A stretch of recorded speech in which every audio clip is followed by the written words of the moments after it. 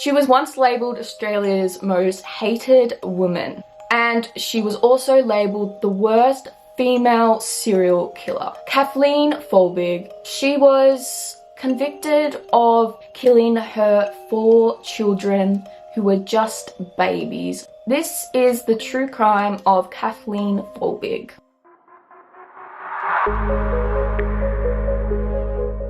Hi, welcome to Just a Girl and True Crime. This is a new channel that I'm starting. Today I'm going to be talking about a case that has really just, I've always thought about it. Whenever I first heard it a couple years ago, I was like, what the actual hell? And this is before I got into starting my degree studying criminology, and it literally still blows my mind that this happens. I thought I'd do a little introduction about myself before I get into it. If you do not care about a little introduction before you go to whatever time frame I put up, I'm not an expert.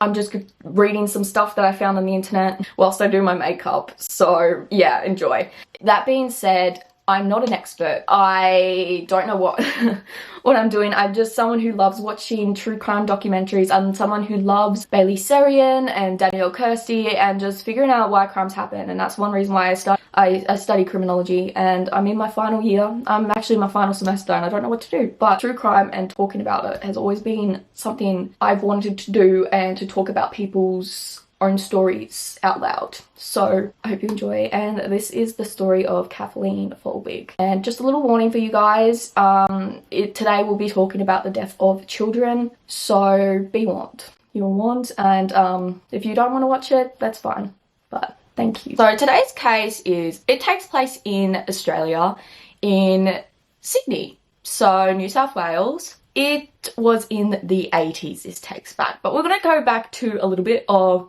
the backstory. In 1967, on the 14th of June, Kathleen Megan Britton was born in Balmain, Sydney. And Balmain, Sydney is how would I describe it? A little like suburb town that's very close in Sydney City. I believe it's also near the Harbour Bridge, so little city. I looked it up and it did say a lot. It's very restauranty. Kathleen was born, and her parents, Thomas John Britton, he was originally from England, and to Kathleen Mary Donovan. Now, the two weren't actually married. They lived together for a short time, but then they separated. Some articles said they separated. Kathleen's mother did move out. I'm just going to keep with Kathleen's mother because they got the same name. And Kathleen's mother did move out or something, and it was, yeah, so they lived together. They weren't married. There was, like, I believe, problems in their marriage.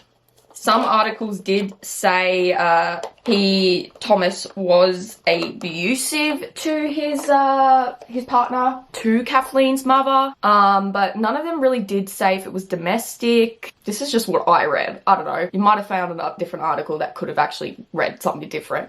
It was the 8th of January in 1968. Kathleen's dad, he ended up going to where Kathleen's mother was living at the time. He stabbed her 24 times. He stabbed her. He murdered Kathleen's mother. During this time, Kathleen was only 18 months. So she was still a baby, and she wouldn't have understood. I don't believe she was there at the scene, but still, it must be traumatic, even for a baby. God damn it. It was actually shortly after the murder, Thomas did get arrested. I believe there was a witness and police came. He was arrested. He was sentenced to prison to serve 15 years. And after his 15 years, he would be deported back to England. Like I mentioned, he is originally from England. Where is my... Yeah, he would originally go deported back to England after his sentence. Now, during this time, Kathleen did go into foster care, and she did get, I think when she was like 3 years old, she did get adopted by a family. Not much is known about the family from what I could tell. It comes to, what year? Yeah, so she was placed in foster care, and during her upbringing, She met her best friend in primary school, Tracy Chapman, and Tracy is a part of today's story. When she got a bit older, she wasn't told throughout her whole entire life, since she was adopted. She wasn't told that she was adopted. She wasn't informed about her family.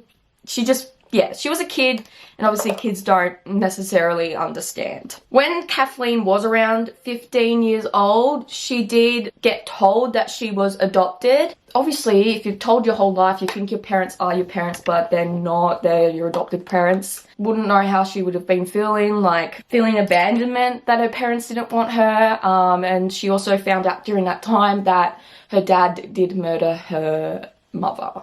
How anyone would feel, or just anyone, I can't imagine it, feeling or finding out that your own parent killed your other parent. I have no words. It's just overall awful. So, not much else is really known about Kathleen's childhood apart from she'd have she had amazing friends, she'd always go and hang out with each other.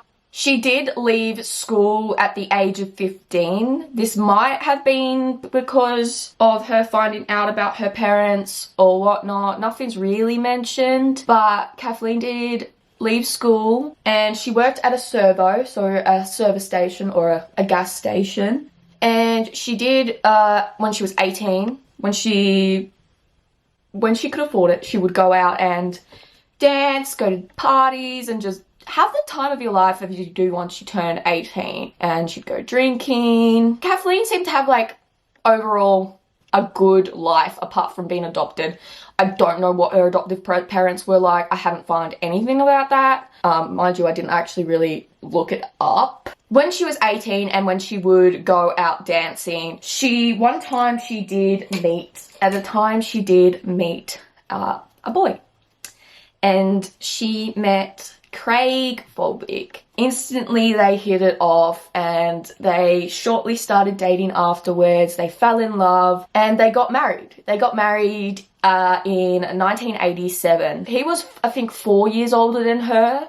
So I think he was I think he was actually not 4 years older. She was 18 when he met him, but he was 24. And eventually, shortly after they got married, they had their first baby. They had a baby and they fell pregnant, and the whole pregnancy was healthy. Kathleen was healthy, and it was just a very exciting moment for them. They were excited to be parents. They were excited to start a family, live. And because Kathleen, obviously, growing up, she's always wanted to have a family. She's always wanted to have a close family or a big family. And I believe Craig did have a big family as well. So he had a lot of brothers and sisters. So Kathleen, I think that's one also reason why she was drawn to Craig, was because he had a big family. Kathleen finally gave birth to a Caleb Gibson Folbigg on the 1st of February 1989. It was a baby boy, and instantly they fell in love. Instantly they fell in love with him. They did notice that whenever he would eat, he wouldn't be able to breathe properly. And so they went to the doctor, the pediatrician, and the pediatrician diagnosed Caleb with a mild case of, oh my god, I can't pronounce medical words, whatever that word is, I'll put it on the screen. So soft larynx or floppy larynx, and it's basically the floppiness of a larynx. Yeah, so it's just floppy, something floppy. I'll put a definition up. It was a healthy baby. Other than that, they were told that he would outgrow it and to not worry about it, essentially. So they took him home. During the night on the 20th of February, Kathleen went to go check on her baby during the night. It was around 2 in the morning. Found Caleb not breathing. And so she screamed. Craig woke up. He found Kathleen over the crib or something with Caleb, and instantly rushed to her side, and they did call the ambulance. I believe Craig did try CPR on Caleb, but sadly, Caleb didn't make it. The cause of death was SIDS, also known as sudden infant death syndrome. So basically unknown causes of baby dying, I believe. I don't know how they must have been. He was only 19 days old, by the way, Caleb. Just losing your baby only not even 2 weeks, nearly 2 weeks, not even a month into having him into this world and just losing him. I don't know, I just feel so awful. No parent should ever have to go through losing a child at all. Kathleen and Craig, they were devastated, but devastated is probably not the right word to use. It's Caleb was their firstborn. It was their first child, and losing that. And Kathleen and Craig, they were devastated. They continued on, and it wasn't shortly after that they tried again for another baby. Or I believe they either tried again or they just fell pregnant with another baby. It was a healthy pregnancy. Patrick Alan Folbigg was born on the 3rd of June in 1990. For the first couple months, Craig did stay at home, so he took work off and he stayed at home to help Kathleen with the baby, to settle down, and obviously because also she lost her baby, he wanted to be there for her, make the baby settle in, and to make sure everything's okay. It was about 4 months Patrick was about 4 months when Kathleen put him to bed and she found that he wasn't breathing. She was like, what? And so they immediately called the ambulance. Lucky he was able to be alright because they got him to the hospital and the doctors were running tests just to see what happened. Craig was holding Patrick at the time and Patrick had a seizure. The doctors did more testing and all that. They soon diagnosed Patrick with epilepsy, the start or something, or the cortical blindness. So the loss of vision. So that must have been also really hard on Kathleen and Craig. Like, just devastation after devastation. And it comes to, they were able to take him home, and there were times Kathleen has described Patrick as being a very cheeky boy, and she was trying to teach Patrick from a young age of learning to feel and to touch, to experience the world through other senses than your eyes, because she wanted to teach him that just because you have a disability doesn't mean there's anything wrong with you. So she taught him that, and she said that he would crawl underneath the tables. He was just a very cheeky boy. Eventually, Craig did go back to work and Kathleen was on her own. It was the 18th of February. Patrick was 14 months old at the time. Kathleen called Craig when he was at work, and she was distraught. And she said, it's happened again. He's not breathing. That was when Patrick sadly passed away. I believe they did call the ambulance as well. They tried to resuscitate him, but he had an epileptic seizure that caused him to just not breathe. So due to the seizure he had, anything to do with epilepsy, my mum has epilepsy, so just hearing any cases, or even just with children who have epilepsy, I don't know, it just gets to me. But babies in general, Patrick was only 14 months at the time that he passed away. Kathleen and Craig, they must have been distraught, especially Kathleen. She must have been feeling like, what happened? Why? One baby after another. She did get like full heavy into depression. I don't know how Craig dealt with it, but I'm gathering he might have just pushed down the feelings and just continued on. Kathleen, I think she was definitely seeing like a counsellor about her grief. They just moved on. There was starting to be more problems within their marriage. It was a year or two later and they ended up going, well, fallen pregnant again. They did work very closely to doctors. Doctors during this time were saying that the babies are most likely going to be healthy. One baby after another dying of SIDS is uncommon. It's a 1 in a million chance, essentially. They were being closely monitored by the doctors to make sure that the pregnancy was healthy, and it was. There was a healthy pregnancy, and soon after, on the 14th of October 1992, Sarah Kathleen Folbigg was born. She was a healthy baby. She did have a mild case of sleep apnea, but that wasn't, I don't think they were too concerned with that at the time. And on the 29th of August 1993, at just 10 months, Kathleen was found not responding in her bed. Tried to resuscitate her, but sadly Sarah also passed away, and the autopsy revealed she died of SIDS just like Caleb, their first child. Broken, and they just didn't know why this was happening to them. Why them? Why can't they have a baby that just stays in this world? And the autopsy, as mentioned, revealed that she died of SIDS. And there was no sign of maltreatment. There was no sign of any harm to Sarah. What happened? And after the time of losing Sarah, Kathleen and Craig did kind of like split up, or like they were having a break. It was kind of back and forth, I believe, because their marriage just wasn't at the best place. And they did eventually get back together, but that wasn't until like 1996, and they did move to the Hunter Valley in New South Wales, into a town called Singleton. And during this time, they did decide to try again. Kathleen was like, no, I want to try again. I want to work more closely to doctors, get the best people in just to make sure it's safe. And the doctors did keep saying, it's a 1 in a million chance that your baby will die of SIDS. It's not going to happen. They said, it's most likely not. I think Craig at the time was like, what? You want to try again for another baby? He was a bit like, oh, okay. A bit unsure.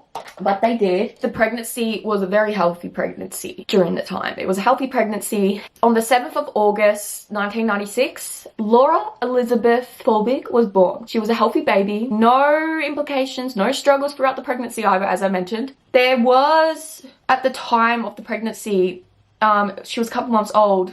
Kathleen was having morning tea at Craig's work with him and Laura. And during that day, Laura did have a cold. She had a cold for the past week. It was just like a normal cold, like a normal generic cold that you get. On the way home, Laura fell asleep in the car, and when they got home, Kathleen put Laura to bed. She did hear Laura cough, and to know, you know, she's alright. Kathleen would check on her constantly to make sure she's okay. Kathleen checked on Laura, and she found Laura not responding. So they called the ambulance, and there is actually an audio of Kathleen on the phone to the first responders, and she does mention, this has happened again, this is all my babies beforehand. Sadly, Laura, on the 27th of February 1999, Laura died of 18 months. One child after another. No parent should ever have to do that, and this happened to them.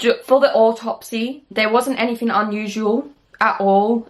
The autopsy guy, Dr. Keller, he performed the autopsy on Laura. I believe he also did all the autopsies on all the other children. He said that this death can't be regarded as another SIDS. The family history of no living children following 4 live births is highly unusual, which I think people did start to go like suspicious, going, well, what's happening here? Like, what's going on? Why is one baby after another just not being here? Like, what's going on? So it was a bit suspicious. After Laura's death, Kathleen moved out of the house because she didn't want to. She was struggling. She was not in the best place. She didn't want the marriage to continue. She was broken. The marriage has fallen apart. So she moved out, and she left most, if not all, of her personal belongings, because you gotta remember, all of their personal belongings reminded her of her children, of what she lost, of the failed marriage that had happened. So she didn't want any of it. She didn't want to be reminded of the constant failure that she feels. And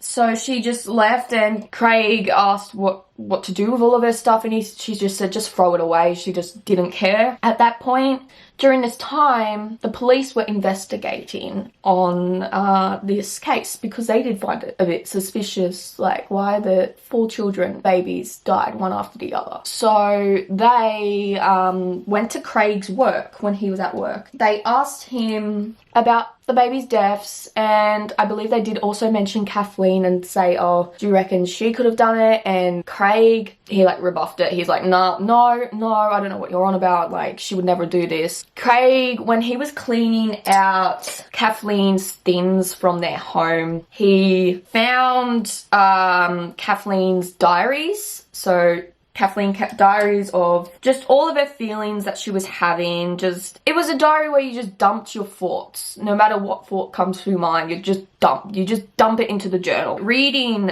these journals, which by the way, that's really private. Like, I don't even want to go into it. But Craig read one of the diaries, and it was one entry about Sarah's death. It was shortly after Sarah's death, so the 3rd child. He was like, what the actual hell? So he took all the diaries he found to the police. The diary had so much detail and so much emotions about Kathleen and how she was feeling, and he brought them to the detective. So in these diaries, I'm not going to read them out loud, only because I feel like it's invading personal thoughts and feelings, and I don't believe anyone, even if it happened years ago.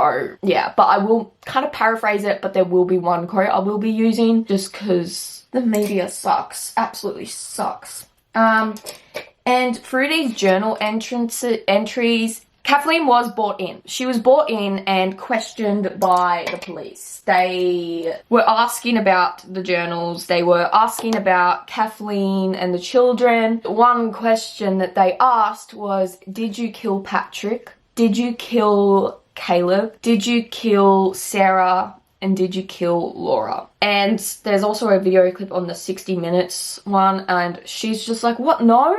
Like, you can clearly see her going like in shock. They did arrest her then. I believe they did. Wasn't really clear. All they said is that they just arrested her. The thing is, this trial was really highly publicized in Australia in the media in the 2000s. Because mind you, it's now the 2000s that this is all going down. The media was really like into the whole entire case. They wanted to know the ins, the outs. They wanted to know about who this woman was. And they even digged into Kathleen's past. And that's when they found out that Kathleen's biological dad had killed her mother. And they labeled it as like father, like daughter or something. So that was also put a label on to Kathleen. Even though Kathleen didn't know her dad, didn't associate herself as being related to him. She basically didn't like acknowledge it. She would be like, oh, well, sure, he's my birth donor. It doesn't mean I say he's my dad. We're gonna go into the case. And that's when I will speak about the diary entries a little bit more, because these diary entries, these personal diary entries were used in this case specifically to build the prosecutor's case up further. The case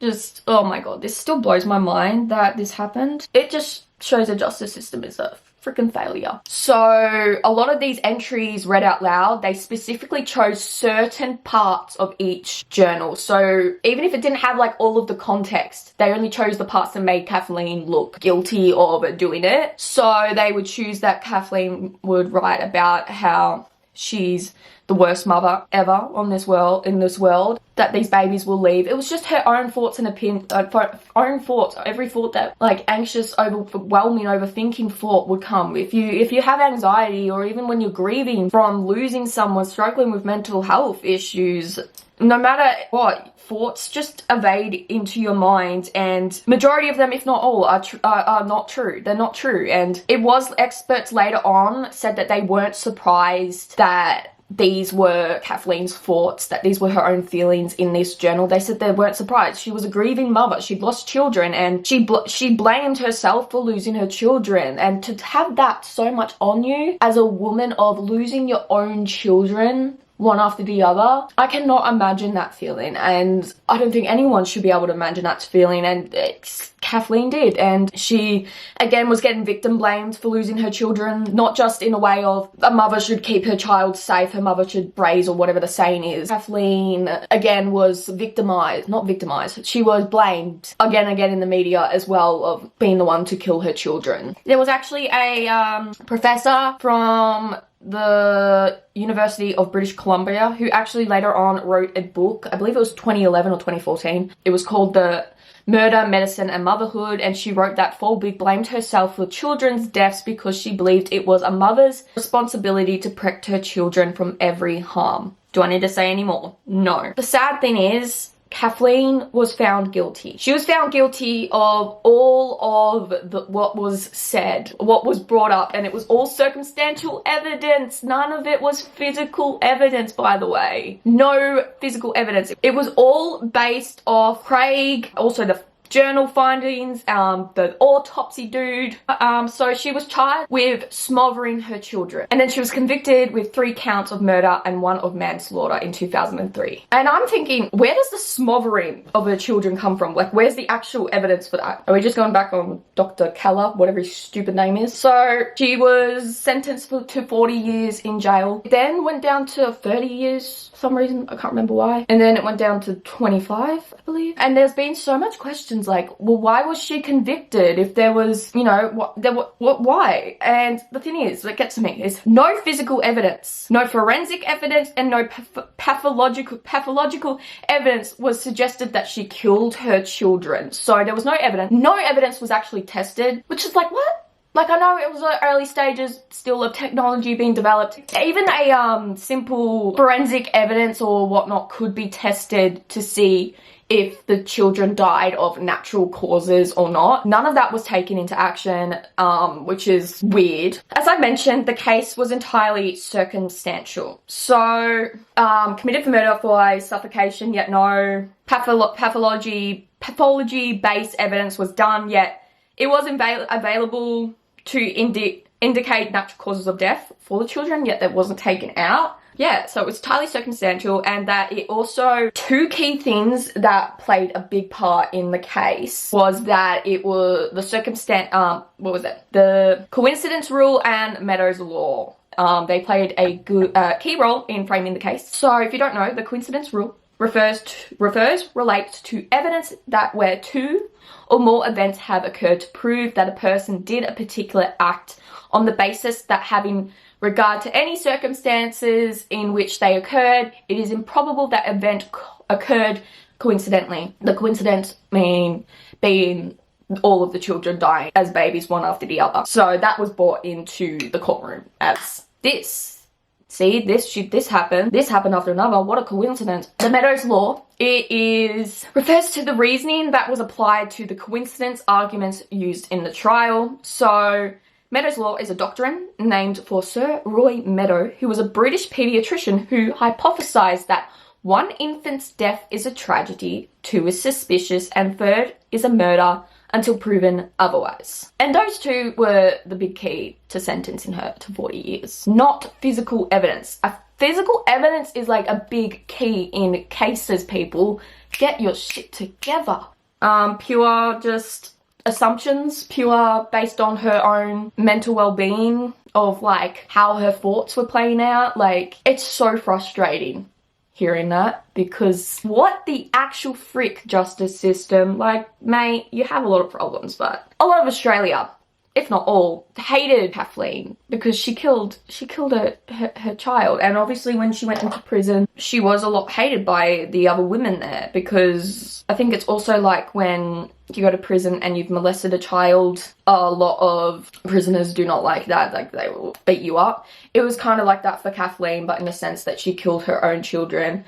And women, we naturally have an instinct of just wanting to protect children from harm. So there was that. She was into prison for the past 20 years. Her best friend Tracy, she would petition, she would support Kathleen throughout the whole entire thing, and they would exchange letters throughout the time that Kathleen was in jail. And Tracy did ask, she was really scared to ask Kathleen if she murdered her children. And I believe Kathleen wrote something about, I understand that you're asking this. And she said, no, I didn't. Tracy, she believed her best friend because she knew her more than anyone else. It was 20 years, and obviously they would still go back to cases to see what they could do, what could go further, because, you know, technology keeps developing over time. Yeah, technology keeps developing over time. It was still a scientific discovery, a scientific thingamabob wowed the world. And the world was like, what the actual hell? As I've mentioned, no testing was done at all, like physical, pathological, whatever the friggin' thing is. I'm not a scientist. None of that testing was done. At the time, a lot of the testing was only new, or it wasn't that relied on, and not many people, the public, like jurors, judges, had any trust in it, probably because it was new. But that shouldn't be the problem. That shouldn't be the blame. The blame's the justice system. But so none of that testing was done. And it wasn't until a Professor Carola Venus, I cannot say her name, we're just gonna call her Carola, Professor Carola. She got asked to have a look at this case, like from a colleague, I believe, he came and said, look, this is like, can you do a testing on this about something. It was too scientific for me to read. I'm not a scientist. And it just got to my head and I got a bit confused. So we're just going to move forward. Circumstantial evidence. It wasn't the best evidence. And Dr. Carola, can we just call her Dr. C in this? Yeah, so she was immunologist. I can never pronounce words, especially scientific words. Bloody hell. Why you gotta make it so hard to understand? She got more and more like interested. She was like researching a little bit about, I can't remember which child, and she was doing some tests. I think it was about like the heart or something. And she just was like, oh, this keeps getting interesting. And then going to, I believe, the judge, the lawyers, Kathleen's lawyers, going, hey, this seems a bit interesting. There's a bit more, there's new evidence. And, oh, by the way, Dr. C was an immunologist, world-renowned expert in genetic abnormalities. And she spent 5 years trying to prove the truth, or figuring out the truth of what happened to the children. Because she just was like, this is just getting interesting, you know. This woman was convicted of murder based off more circumstantial evidence, yet there's no physical evidence. No physical evidence has done what's happened. Is there more to this? Is it more like, she was a scientist. She's a scientist. She got interested. She was like, interesting. And the Queen kept going on and on and on, and she was figuring out what the F happened to these children. They were murdered or not, because, yeah, and plus by the time, genetic testing was becoming more and more developed over time, and so it was becoming more involved in a lot of cases. Someone is calling me, go away please. Yeah, so it was all becoming a bit more involved in courtrooms, etc. Also it was mentioned that the children, particularly the sons, they were both sick at the time of their death. I think actually all of them were sick, yeah. At the time of their deaths, the children, or most, if not all of the children, were not well. They were sick, and there was next generation technology, but next generation technology was not possible at the time of Kathleen's conviction. They were actually able to get a approval warrant, whatever it's called, from the courts to ask if they could have a swab of Kathleen's saliva in her mouth, just to do some testing, just to see, you know, they were curious. They were going, well, it's also going to help, you know, genetics and testing. I don't know why I'm being awkward, sorry. But the thing is, there was evidence, or it was known that SIDS, because SIDS is still not, it's still unknown, basically, but there was connections with cardiac conditions that can cause SIDS. I'm not a scientist, so sorry if I'm saying this all wrong, but this is what I found on the internet, so if it's wrong, blame the internet, not me. So they just wanted to do some testing, and because they also did find out that Kathleen did have a few heart problems in the past as well, so they were kind of a bit like going, okay, let's keep going further. Using the sample that they did, within a month, they found something. They found a mutation in Kathleen DNA. Now we're getting into DNA, and even in biology it was still confusing me, and it's still confusing me right now. Found, I don't know, genetic mapping, whatever they do, they keep going and digging, confusing. They found mutation in Kathleen's DNA, in her DNA sequence, and they found CARM2 gene. So CARM2 gene mutation is unexplained cardiac arrest in infants due to low clinical. So basically, calmodulin is a calcium binding protein that plays a role in signaling, why can't I speak today? Signaling pathways, cell cycle progression, and proliferation. What does that mean? I should have just asked. I really should have just asked ChatGPT to dumb it down for me, because they would have understood. But they basically found that the protein does not work correctly, or doesn't build something correctly, something. I really should have searched this up, oh my god. And one of the key jobs is to regulate the movement of calcium and I think sodium in and out of the heart cells. That is essential to maintaining a heartbeat, if you get what I'm saying, something with the heart. The result of the mutation, the channels and the entry and exit of calcium into the heart, they don't close properly, which can lead to a buildup of calcium, causing the heart to stop beating. So Dr. C, the queen herself, was like, okay, well, if this is present in Kathleen's DNA sequence, there was a very highly strong chance that it would most likely be in the children's DNA. Kathleen's lawyers wrote to the New South Wales Crown judge person, and they were able to, they needed some evidence warranted to further their investigation to keep moving forward, to be able to help Kathleen prove that she was guilty. Not guilty.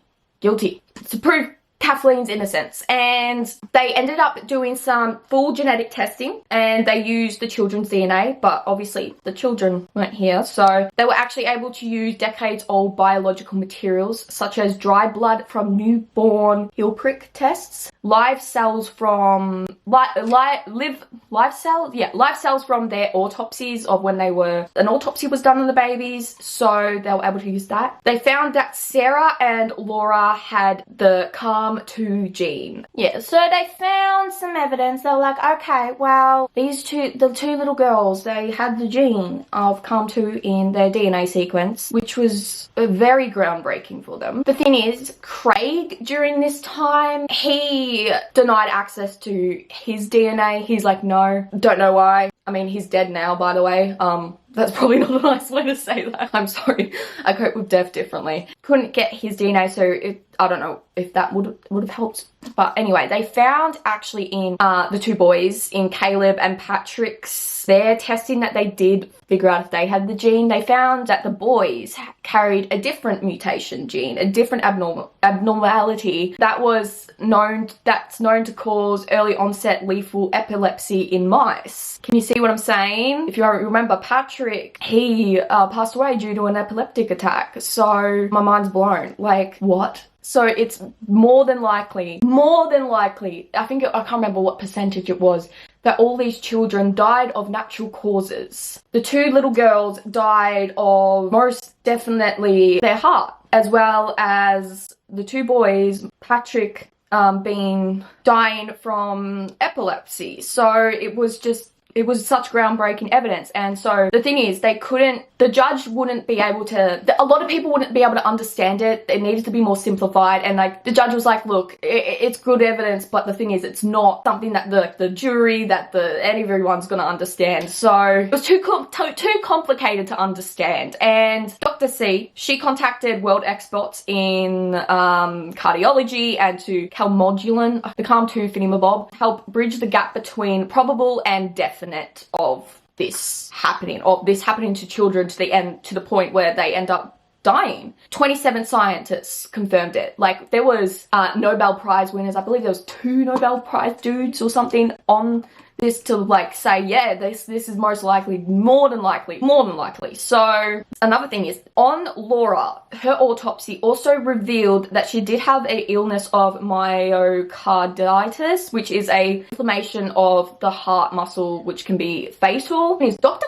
Dr. Carla, the one that did all of the autopsies, the one that said, ooh, this is a bit suspicious, why are all of them dying? He said that it was patchy and mild when he completed Laura's autopsy. Basically, he's like, it's murder, not a heart. So basically that's what he said. Which is like, what the actual frick, mate? I feel like this guy was old. Like, he was probably an old bones. He was about to crumble down and just die. So all of this evidence, they were actually able to build a case, build a reason as to, yeah, and all of the evidence got Kathleen out of prison. She's now telling her story, advocating. This comes to show that there's so much more to evidence, especially when people are wrongfully convicted of crimes that they did not commit. Obviously, I understand with it being difficult, but not putting in the evidence and not putting in all of her, for 20 years, her whole life was taken from her and she was labeled as a killer. There was so much more evidence than the diary entries that she had, and using it based off someone's diary entries. I just don't understand. It still blows my mind that they used just entries and not actual physical evidence. Obviously, you can go and actually have a look on up the case more to know a bit more. I just wanted to give a bit of a rundown into some important things that have actually blown my mind. Craig also lost his children. I'm not siding with Craig, by the way. I'm gonna keep mentioning that.